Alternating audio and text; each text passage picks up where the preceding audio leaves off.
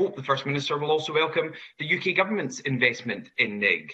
But I hope she will also reflect on her own actions, where the video will show she laughed and joked about Patrick Harvie's comments regarding the North East and the North Sea sector.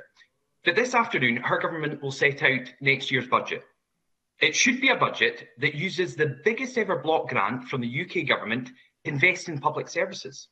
It should be a budget that delivers record spending to restore Scotland's NHS after what will be one of the worst ever winters. It should be a budget that improves local roads and rebuilds communities by giving local government a fair share.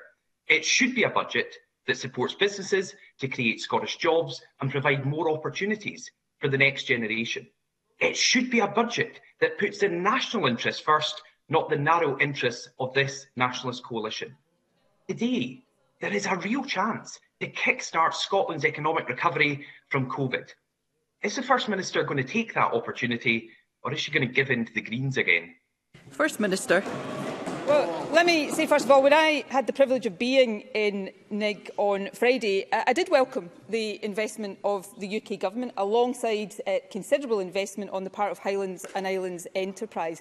But I also lamented, as many people there did, as many people across the energy sector that I speak to right now do, the lack of investment and commitment of the UK Government to carbon capture in the Acorn project. And we cannot simply pretend that is not a real issue.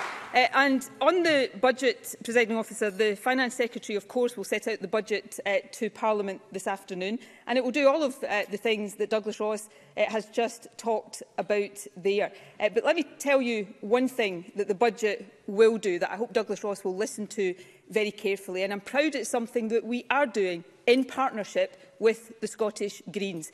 After seeing the disgusting, and I will use that word deliberately, move of the UK Government to take £20 a week away from the poorest families across Scotland and indeed across the UK. The budget this afternoon will devote the resources to doubling the Scottish child payment.